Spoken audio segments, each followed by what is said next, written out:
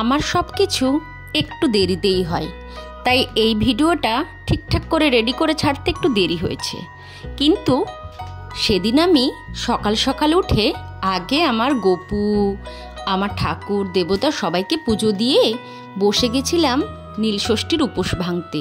দিনটা ছিল নীলষষ্ঠী, তাই আমাদের নিয়ম অনুযায়ী ভাত তো খাওয়াই যায় না।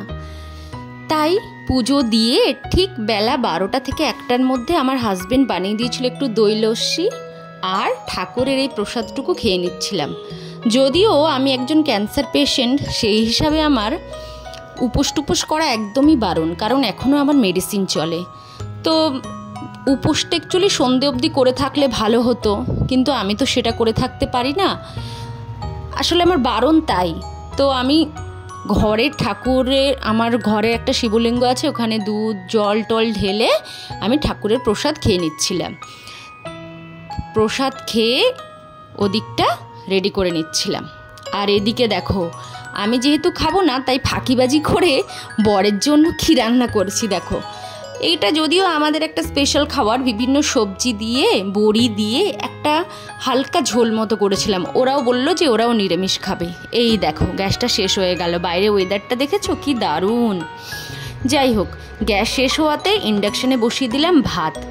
আর কি আর রান্না করব, ছেলেকে দিয়ে আনালাম আলুর চিপস আর দই। ফাঁকিবাজি রান্না করলাম দেখো, ওই যে আলুর চিপস আর শুক্তো, জল শুক্তো আর দই দিয়ে ওরা ভাত খেয়ে নেবে। আর এদিকে বিকেল বেলা চলে গেছিলাম আমাদের সামনের মন্দিরে জল ঢালতে। শাড়ি পরলে ভালো হতো, কিন্তু আমি একদমই উপোস করতে পারি না। উপোস করলে আমার সেদিনটা ভীষণ শরীর খারাপ হয়। তাই ওই একটা চুড়িদার হাতের সামনে ছিল, যদিও এটা নতুন, আমাকে আমার এক বান্ধবী দিয়েছিল, ওটা পরেই চলে গেছিলাম। এখানে অনেক লোক ছিল, আসলে পুজো অনেকক্ষণ থেকে শুরু হয়ে গেছিলো, কিন্তু আমি উপোস থাকলে ওই বললাম না শরীরটা খুব খারাপ থাকে, আমি একটু ঘুমিয়ে পড়েছিলাম। ঘুম থেকে উঠে আবার রেডি হয়ে চলে গেছিলাম।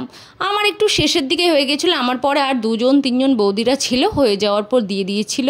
ঠাকুরমশাই খুব ভালো অঞ্জলি হয়েছিল।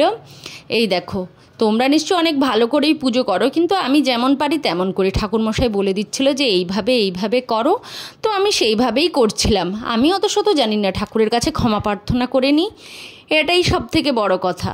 আমরা কি আর সব জানি? এই দেখো, ঠাকুরের শিবলিঙ্গ জল ঢেলে তারপরে ঠাকুরমশাই বলল একটু দাঁড়াও, সবাই দাঁড়িয়েছিলাম। তারপর কিছুক্ষণ পর সবার হয়ে যাওয়ার পর সবাই একসাথে অঞ্জলি দিলাম। এই দেখো, ঠাকুরের মাথায় গোটা ফল ছুঁয়ে দিচ্ছিলাম, ছুঁয়ে পাশে রেখে দিচ্ছিলাম। 5 ফল দিয়েছিলাম, আম দিয়েছিলাম, বেল দিয়েছিলাম, আর দুধ, দই, ঘি, মধু, সিদ্ধি, পঞ্চশস্য দিয়ে একটা বানিয়ে ঘটির মধ্যে করে নিয়ে গেছিলাম। দেখো, সন্দেশ দিয়ে দিলাম, মিষ্টি দিতে হয় মিষ্টি দিলাম। আর এখানে আরও অনেক ঠাকুর ছিল, শীতলা ঠাকুর, এটা একটা ছোট্ট মন্দির টাইপের। এই হয়ে যাওয়ার পর একটু ধূপ মোমবাতি, যা অ্যাকচুয়ালি মোমবাতি নীলের বাতি হিসাবে ছেলে আর স্বামীর নামে জ্বালিয়ে দিয়েছিলাম নীলের বাতি। আমার চোখ মুখ দেখেই বুঝতে পারছো কীরকম অবস্থা আমার, আসলে আমি উপোস একদমই করতে পারি।